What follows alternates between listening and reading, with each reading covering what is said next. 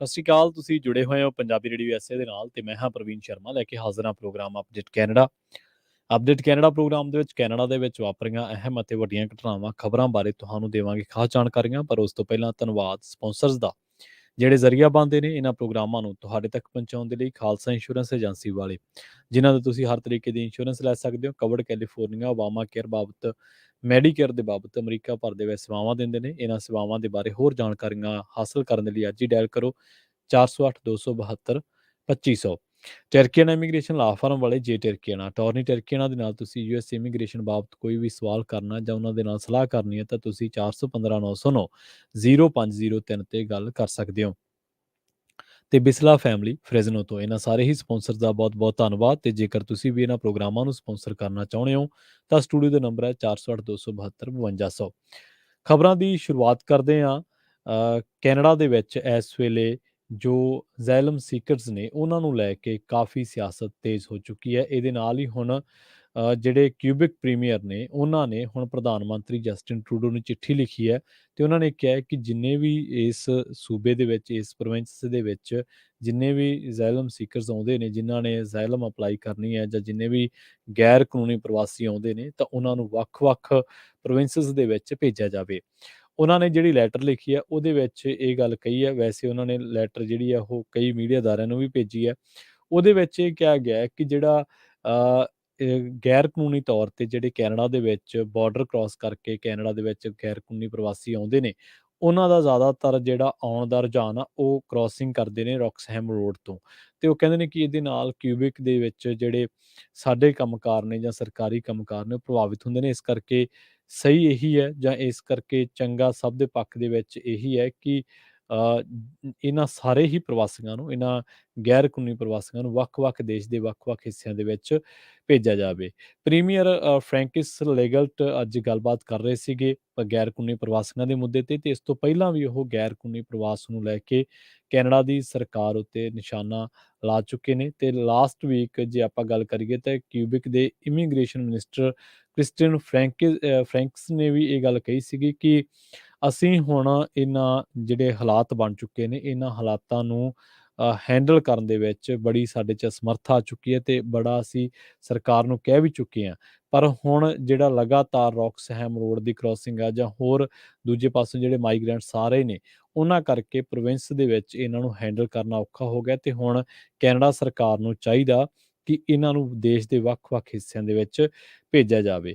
ਅਸਲ ਦੇ ਵਿੱਚ ਰੌਕਸਹੈਮ ਰੋਡ ਤੋਂ ਘੱਟੋ-ਘੱਟ 40,000 ਇਰੈਗੂਲਰ ਗੈਰ ਕਾਨੂੰਨੀ ਐਂਟਰੀਜ਼ ਹੁੰਦੀਆਂ ਨੇ ਤੇ ਦੱਸਿਆ ਜਾਂਦਾ ਹੈ ਕਿ ਕਿਊਬਿਕ ਦੇ ਵਿੱਚ ਹੀ ਸਾਰੇ ਜਿਹੜੇ ਨੇ ਉਹ ਪ੍ਰਵਾਸ ਕਰਕੇ ਕਿਊਬਿਕ ਦੇ ਵਿੱਚ ਹੀ ਰਹਿੰਦੇ ਨੇ ਤੇ ਇਸ ਕਰਕੇ ਕਿਊਬਿਕ ਸਰਕਾਰ ਹੁਣ ਖਾਸ ਕਰਕੇ ਜਿਹੜੇ ਪ੍ਰੀਮੀਅਰ ਫਰੈਂਕਿਸ ਲੈਗਲਟ ਨੇ ਉਹ ਹੁਣ ਸਰਕਾਰ ਨੂੰ ਚਿੱਠੀ ਲਿਖ ਕੇ ਇਸ ਮਸਲੇ ਉੱਤੇ ਕਹਿ ਚੁੱਕੇ ਨੇ ਕਿ ਇਹਨਾਂ ਨੂੰ ਹੈਂਡਲ ਕਰਨਾ ਤੁਹਾਡਾ ਵੀ ਕੰਮ ਹੈ, ਤੁਹਾਡੀ ਵੀ ਜ਼ਿੰਮੇਵਾਰੀ ਹੈ ਤੇ ਕੈਨੇਡਾ ਦੀਆਂ ਸਾਰੀਆਂ ਹੀ ਜਿੰਨੀਆਂ ਸਟੇਟਸ ਨੇ ਉਹ ਆਪਣੇ ਫਰਜ਼ਾਂ ਨੂੰ ਪਛਾਣਨ। ਉਧਰ ਦੂਜੇ ਪਾਸੇ ਹੁਣ ਗੱਲ ਕਰੀਏ ਓਨਟਾਰੀਓ ਦੇ ਵਿੱਚ ਇਸ ਵੇਲੇ ਜਿਹੜੀਆਂ ਇਲੈਕਟ੍ਰੀਕਲ ਬੱਸਿਸ ਨੇ ਉਹਨਾਂ ਨੂੰ ਡੀਜ਼ਲ ਤੋਂ ਸਵਿਚ ਕਰਕੇ ਇਨਵਾਇਰਮੈਂਟਲ ਫਰੈਂਡਲੀ ਬਣਾਉਣ ਦੇ ਲਈ ਜਿਹੜੀਆਂ ਇਨਵਾਇਰਮੈਂਟ ਦੇ ਲਈ ਕੰਮ ਕਰਦੀਆਂ ਏਜੰਸੀਜ਼ ਨੇ ਉਹ ਹੁਣ ਐਕਟਿਵ ਹੋ ਚੁੱਕੀਆਂ ਨੇ, ਸਰਗਰਮ ਹੋ ਚੁੱਕੀਆਂ ਨੇ। ਚੈਰਿਲ ਰੈਂਡਲ ਨੇ ਜਿਹੜੇ ਕਿ ਇੱਕ ਇਕੋਲੋਜੀ ਓਟਵਾ ਜਿਹੜੇ ਗਰੁੱਪ ਦੇ ਆਪਾਂ ਕਹਿ ਲਈਏ ਕਿ ਕਲਾਈਮੇਟ ਚੇਂਜ ਦੇ ਲਈ ਜਿਹੜੀਆਂ ਜਥੇਬੰਦੀਆਂ ਕੰਮ ਕਰਦੀਆਂ ਉਹਨਾਂ ਦੇ ਵਿੱਚ ਸਰਗਰਮ ਮੈਂਬਰ ਨੇ ਚੈਰੀ ਰੈਂਡਲ। ਉਹਨਾਂ ਨੇ ਇਹ ਗੱਲ ਕਹੀ ਹੈ ਰਾਜਧਾਨੀ ਨੂੰ ਪੱਤਰ ਲਿਖ ਕੇ ਕਿ 2020 ਦੇ ਵਿੱਚ ਅਸੀਂ ਇਸ ਗੱਲ ਉੱਤੇ ਜ਼ੋਰ ਦਿੱਤਾ ਸੀਗਾ ਕਿ ਜਿਹੜੇ ਅਸੀਂ ਆਉਣ ਵਾਲੇ ਟਾਈਮ ਦੇ ਵਿੱਚ ਸਕੂਲ ਬੱਸਿਸ ਦੇ ਜਿੰਨੇ ਵੀ ਫਲੀਟ ਹੈ ਉਹਨਾਂ ਨੂੰ ਡੀਜ਼ਲ ਤੋਂ ਇਲੈਕਟ੍ਰਿਕ ਦੇ ਵਿੱਚ ਤਬਦੀਲ ਕਰਾਂਗੇ।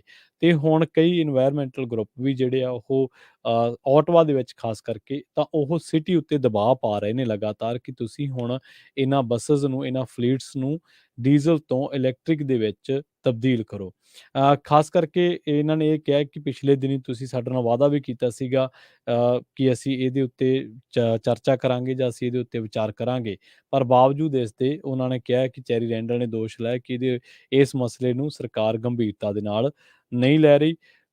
ਜਿਹੜੇ ਰੈਂਡਲ ਨੇ ਉਹਨਾਂ ਨੇ ਕਿਹਾ ਕਿ ਜਿਹੜੀ ਡੀਜ਼ਲ ਐਮਿਸ਼ਨ ਹੈ ਉਹਦੇ ਨਾਲ ਕੈਂਸਰ ਵੀ ਹੁੰਦਾ ਹੈ, ਉਹਦੇ ਨਾਲ ਕਈ ਹੋਰ ਬਿਮਾਰੀਆਂ ਵੀ ਹੁੰਦੀਆਂ ਨੇ, ਹਵਾ ਖਰਾਬ ਹੁੰਦੀ ਹੈ ਤੇ ਇਹਦੇ ਨਾਲ ਇਕੱਲਾ ਇਹ ਨਹੀਂ ਗਾ ਕਿ ਵਾਤਾਵਰਨ ਤੇ ਹੀ ਪ੍ਰਭਾਵ ਪੈ ਰਿਹਾ। ਉਹਨਾਂ ਨੇ ਕਿਹਾ ਕਿ ਇਹਦੇ ਨਾਲ ਬੱਚਿਆਂ ਦੀ ਸਿਹਤ ਉੱਤੇ ਵੀ ਜਿਹੜਾ ਉਹ ਅਸਰ ਪੈ ਰਿਹਾ ਹੈ ਤੇ ਇਹਨਾਂ ਨੇ ਕਿਹਾ ਕਿ 350 ਇਲੈਕਟ੍ਰਿਕ ਬੱਸ ਹੈ ਜਿਹੜੀ ਉਹ ਆਉਣ ਵਾਲੇ 3 ਸਾਲਾਂ ਦੇ ਵਿੱਚ ਇਹਨਾਂ ਨੇ ਲਿਆਉਣ ਦਾ ਵਾਅਦਾ ਕੀਤਾ ਸੀਗਾ। ਪਰ ਇਹਦੇ ਵਿੱਚੋਂ ਹਲੇ ਤੱਕ 42% ਜਿਹੜਾ ਟੀਚਾ ਵਾ ਉਹ ਹਾਸਲ ਹੋ ਸਕਿਆ। ਸੋ ਇਸ ਕਰਕੇ ਹੁਣ ਆਉਣ ਵਾਲੇ ਦਿਨਾਂ ਦੇ ਵਿੱਚ ਮੰਗ ਇਹ ਕੀਤੀ ਜਾ ਰਹੀ ਹੈ ਕਿ ਓਨਟਾਰੀਓ ਦੇ ਵਿੱਚ ਹੀ ਜਿੰਨੇ ਉਹਨਾਂ ਦੇ 20,000 ਡੀਜ਼ਲ ਬੱਸਿਸ ਨੇ ਉਹਨਾਂ ਨੂੰ ਇਲੈਕਟ੍ਰਿਕ ਦੇ ਵਿੱਚ ਤਬਦੀਲ ਕਰ ਦੇਣਾ ਚਾਹੀਦਾ ਹੈ, ਤਾਂ ਜੋ ਜਿਹੜਾ 3,40,000 ਕਾਰਬਨ ਜਿਹੜਾ ਇਹਨਾਂ ਤੋਂ ਜਨਰੇਟ ਹੁੰਦਾ ਹੈ, ਉਹਦੇ ਉੱਤੇ ਕਾਬੂ ਪਾਇਆ ਜਾ ਸਕੇ। ਅਗਲੀ ਖਬਰ ਦੇ ਵੱਲ ਵੱਧਦੇ ਹਾਂ। ਮੈਨੀਟੋਬਾ ਤੋਂ ਲੰਘੇ ਦਿਨੀ ਇੱਕ ਔਰਤ ਲਾਪਤਾ ਹੋ ਗਈ ਸੀ ਤੇ ਹੁਣ ਇਸ ਔਰਤ ਨੂੰ ਅਲਬਰਟਾ ਦੇ ਵਿੱਚ ਵੇਖਿਆ ਗਿਆ, ਇੱਕ ਉਸ ਇਨਸਾਨ ਦੇ ਨਾਲ ਜਿਹੜਾ ਕਿ ਕੈਨੇਡਾ ਭਰ ਦੇ ਵਿੱਚ ਹੀ ਲੋੜੀਂਦਾ ਹੈ। ਸੇਂਟ ਪੀਰੇ ਜੁਐਲਸ ਆਰਸੀਐਮਪੀ ਨੇ ਇੱਕ ਨੋਟਿਸ ਜਿਹੜਾ ਉਹ ਫੇਸਬੁੱਕ ਪੇਜ ਤੇ ਵੀ ਸ਼ੇਅਰ ਕੀਤਾ, ਜਿਹਦੇ ਵਿੱਚ ਇਹਨਾਂ ਨੇ ਕਿਹਾ ਕਿ 28 ਸਾਲਾ ਬ੍ਰੈਨਾ ਲੀ ਹਟਸਨ ਜਿਹੜੀ ਕਿ ਫਰਵਰੀ 15 ਦੇ ਵਿੱਚ 16 ਦੇ ਵਿੱਚ ਲਾਪਤਾ ਹੋ ਗਈ ਸੀ ਤੇ ਉਹਦੇ ਟਰੱਕ ਦੇ ਨਾਲ ਹੀ ਦੇਖਿਆ ਗਿਆ ਸੀਗਾ ਸਕਿਲ ਮੈਕ ਫ੍ਰੀਲੈਂਸ ਰੋਡ ਉੱਤੇ। ਉਸ ਤੋਂ ਬਾਅਦ ਹੁਣ ਇਹਦੀ ਭਾਲ ਕੀਤੀ ਜਾ ਰਹੀ ਹੈ, ਪਰ ਇਸੇ ਔਰਤ ਨੂੰ ਦੇਖਿਆ ਗਿਆ ਇੱਕ ਉਸ ਇਨਸਾਨ ਦੇ ਨਾਲ ਜਿਹੜਾ ਕਿ ਕੈਨੇਡਾ ਭਰ ਦੇ ਵਿੱਚ ਲੋੜੀਂਦਾ ਤੇ ਇਹਦਾ ਜਿਹੜਾ ਨਾਂ ਦੱਸਿਆ ਗਿਆ ਉਹ ਦੱਸਿਆ ਗਿਆ ਮੈਕੀ ਅਰਸੇਲ।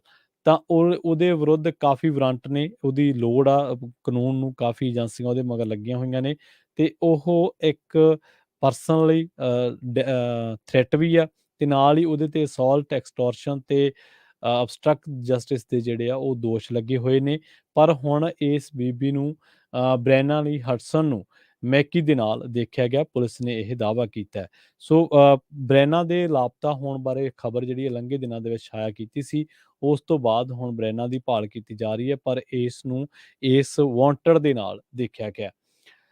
ਅਗਲੀ ਖਬਰ ਦੇ ਵੱਲ ਵੱਧਦੇ ਹਾਂ। ਕੈਨੇਡਾ ਦੀਆਂ ਮੀਡੀਆ ਦੇ ਵਿੱਚ ਚੱਲ ਰਹੀਆਂ ਖਬਰਾਂ ਦੇ ਮੁਤਾਬਕ 2021 ਦੀਆਂ ਜਿਹੜੀਆਂ ਚੋਣਾਂ ਹੋਈਆਂ ਸੀ, ਉਹਦੇ ਵਿੱਚ ਚੀਨ ਨੇ ਸੱਤਾਧਾਰੀ ਲਿਬਰਲ ਪਾਰਟੀ ਦੇ ਪੱਖ ਦੇ ਵਿੱਚ ਸੰਘੀ ਚੋਣ ਨਤੀਜਿਆਂ ਨੂੰ ਪ੍ਰਭਾਵਿਤ ਕਰਨ ਲਈ ਇੱਕ ਮੁਹਿੰਮ ਚਲਾਈ ਸੀ। ਕੈਨੇਡੀਅਨ ਮੀਡੀਆ ਨੇ ਇਸ ਸੰਬੰਧੀ ਖੁਲਾਸਾ ਕੀਤਾ ਹੈ। ਕੈਨੇਡਾ ਦੇ ਮਸ਼ਹੂਰ ਅਖਬਾਰ ਦੀ ਗਲੋਬ ਐਂਡ ਮੇਲ ਵਿੱਚ ਇੱਕ ਰਿਪੋਰਟ ਛਪੀ ਹੈ। ਇਸ ਰਿਪੋਰਟ ਦੇ ਵਿੱਚ ਰੌਬਰਟ ਫਿਫ ਅਤੇ ਸਟੀਵਨ ਚੇਜ਼ ਨੇ ਦਾਅਵਾ ਕੀਤਾ ਹੈ ਕਿ ਚੀਨ ਨੇ 2021 ਦੇ ਵਿੱਚ ਸੰਘੀ ਚੋਣਾਂ ਦੇ ਵਿੱਚ ਕੈਨੇਡਾ ਦੇ ਲੋਕਤੰਤਰ ਨੂੰ ਪ੍ਰਭਾਵਿਤ ਕਰਨ ਦੇ ਲਈ ਇੱਕ ਰਣਨੀਤੀ ਦੀ ਵਰਤੋਂ ਕੀਤੀ। ਰਿਪੋਰਟ ਦੇ ਵਿੱਚ ਇਹ ਦਾਅਵਾ ਕੀਤਾ ਗਿਆ ਕਿ ਚੀਨੀ ਡਿਪਲੋਮੈਟਾਂ ਅਤੇ ਉਹਨਾਂ ਦੇ ਪ੍ਰਤੀਨਿਧੀਆਂ ਨੇ ਜਸਟਿਨ ਟਰੂਡੋ ਅਤੇ ਉਹਨਾਂ ਦੇ ਸਮਰਥਕ ਉਮੀਦਵਾਰਾਂ ਨੂੰ ਚੋਣ ਦੇ ਵਿੱਚ ਜਿਤਵਾਉਣ ਦੇ ਲਈ ਸਮਰਥਨ ਦਿੱਤਾ ਸੀ ਅਤੇ ਕੰਜ਼ਰਵੇਟਿਵ ਪਾਰਟੀ ਦੇ ਲੋਕਾਂ ਨੂੰ ਹਰਾਉਣ ਦੇ ਲਈ ਕੰਮ ਕੀਤਾ ਸੀ, ਕਿਉਂਕਿ ਕੰਜ਼ਰਵੇਟਿਵ ਕਦੇ ਵੀ ਚੀਨ ਦੇ ਕਰੀਬੀ ਨਹੀਂ ਮੰਨੇ ਗਏ। ਰਿਪੋਰਟ ਦੇ ਵਿੱਚ ਦੱਸਿਆ ਗਿਆ ਕਿ ਖੁਫੀਆ ਰਿਪੋਰਟਾਂ ਤੋਂ ਪਤਾ ਲੱਗਦਾ ਕਿ ਬੀਜਿੰਗ ਨੇ ਤੈਅ ਕਰ ਲਿਆ ਸੀ ਕਿ ਚੋਣਾਂ ਦੇ ਵਿੱਚ ਕੰਜ਼ਰਵੇਟਿਵ ਦੀ ਜਿੱਤ ਨਾ ਹੋਵੇ। ਇਸ ਦੇ ਲਈ ਚੀਨ ਨੇ ਵੈਨਕੂਵਰ ਅਤੇ GTA ਦੇ ਵਿੱਚ ਪਰਦੇ ਦੇ ਪਿੱਛੇ ਰਹਿੰਦੇ ਹੋਏ ਚੀਨੀ ਕੈਨੇਡੀਅਨ ਸੰਗਠਨਾਂ ਦੇ ਵਿਚਕਾਰ ਗਲਤ ਪ੍ਰਚਾਰ ਮੁਹਿੰਮਾਂ ਨੂੰ ਬਲ ਦਿੱਤਾ। ਵੈਨਕੂਵਰ ਅਤੇ GTA ਦੇ ਵਿੱਚ ਮੰਨਿਆ ਜਾਂਦਾ ਵੀ ਇੱਥੇ ਵੱਡੀ ਗਿਣਤੀ ਦੇ ਵਿੱਚ ਚੀਨੀ ਪ੍ਰਵਾਸੀ ਭਾਈਚਾਰਾ ਹੈ ਜੋ ਕੰਜ਼ਰਵੇਟਿਵ ਦਾ ਵਿਰੋਧ ਅਤੇ ਟਰੂਡੋ ਉਦਾਰਵਾਦੀਆਂ ਦਾ ਪੱਖ ਲੈਂਦੇ ਰਹੇ ਨੇ। CISIS ਦੇ ਦਸਤਾਵੇਜ਼ਾਂ ਦੇ ਵਿੱਚ ਕਿਹਾ ਗਿਆ ਕਿ ਚੀਨੀ ਵਣਜ ਦੂਤਘਰ ਦਾ ਇੱਕ ਅਣਪਛਾਤਾ ਅਫਸਰ ਕਹਿ ਰਿਹਾ ਕਿ ਕੈਨੇਡਾ ਦੀ ਲਿਬਰਲ ਪਾਰਟੀ ਹੀ ਇੱਕੋ ਜਿਹੀ ਪਾਰਟੀ ਹੈ ਜਿਸ ਦਾ ਪੀਪਲਜ਼ ਰਿਪਬਲਿਕ ਆਫ ਚਾਈਨਾ ਸਮਰਥਨ ਕਰ ਸਕਦਾ ਹੈ। ਸੋ ਇਸ ਗੱਲ ਨੂੰ ਲੈ ਕੇ ਹੁਣ ਲਗਾਤਾਰ ਇਸ ਰਿਪੋਰਟ ਦੀ ਚਰਚਾ ਚੀਨ ਦੇ ਸਿਆਸੀ ਗਲਿਆਰਿਆਂ ਦੇ ਵਿੱਚ ਵੀ ਹੈ। ਅਗਲੀ ਖਬਰ ਦੇ ਵੱਲ ਵਧੀਏ ਤੇ ਗੱਲ ਕਰੀਏ ਆਰਸੀਐਮਪੀ ਨੂੰ ਫੰਡਿੰਗ ਦੇਣ ਦੇ ਮਾਮਲੇ ਦੀ। ਹੁਣ ਸਿਟੀ ਆਫ ਸਰੀ ਨੇ ਤਕਰੀਬਨ 17.5% ਦੀ ਪ੍ਰਾਪਰਟੀ ਟੈਕਸ ਵਧਾ ਦਿੱਤਾ ਤੇ ਇਹ ਗੱਲ ਆ ਕੇ ਫੈਮਿਲੀ ਡੇ ਲੌਂਗ ਵੀਕਐਂਡ ਤੇ ਭੜਥੂ ਪਾ ਦਿੱਤਾ ਹੈ। ਪਹਿਲਾਂ ਹੀ ਚਰਚਾਵਾਂ ਸਨ ਕਿ ਸਰੀ ਤੇ ਇਹਦੇ ਆਲੇ ਦੁਆਲੇ ਇਲਾਕਿਆਂ ਦੇ ਵਿੱਚ ਆਉਣ ਵਾਲੇ ਦਿਨਾਂ ਦੇ ਵਿੱਚ ਜਿਹੜਾ ਟੈਕਸ ਆ, ਪ੍ਰਾਪਰਟੀ ਟੈਕਸ, ਉਹ ਵੱਧ ਸਕਦਾ ਹੈ। ਪੰਜਾਬੀ ਰੇਡੀਓ USA ਤੇ ਵੀ ਇਸ ਬਾਬਤ ਰਿਪੋਰਟ ਇੱਕ ਛਾਇਆ ਕੀਤੀ ਸੀ, ਇੱਕ ਅਪਡੇਟ ਕੈਨੇਡਾ ਪ੍ਰੋਗਰਾਮ ਦੇ ਵਿੱਚ ਹੀ ਜ਼ਿਕਰ ਕੀਤਾ ਸੀਗਾ ਕਿ ਆਉਣ ਵਾਲੇ ਦਿਨਾਂ ਦੇ ਵਿੱਚ ਸ਼ਹਿਰਾਂ ਦੀ ਮੇਨਟੇਨੈਂਸ ਵਾਸਤੇ, ਸ਼ਹਿਰਾਂ ਦੇ ਵਿੱਚ ਕ੍ਰਾਈਮ ਨੂੰ ਨੱਥ ਪਾਉਣ ਵਾਸਤੇ ਕੁਝ ਜਿਹੜੀਆਂ ਸਿਟੀਜ਼ ਨੇ ਉਹ ਟੈਕਸ ਦੇ ਵਿੱਚ ਇਜ਼ਾਫਾ ਕਰ ਸਕਦੀਆਂ।